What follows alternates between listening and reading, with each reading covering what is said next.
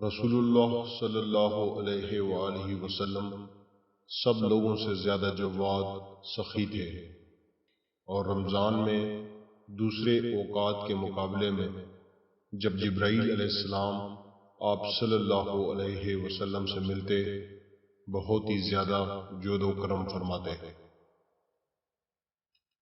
جبرائیل علیہ السلام رمضان کی ہر رات میں آپ صلی اللہ علیہ وسلم سے ملاقات کرتے اور آپ صلی اللہ علیہ وسلم کے ساتھ قرآن کا دورہ کرتے۔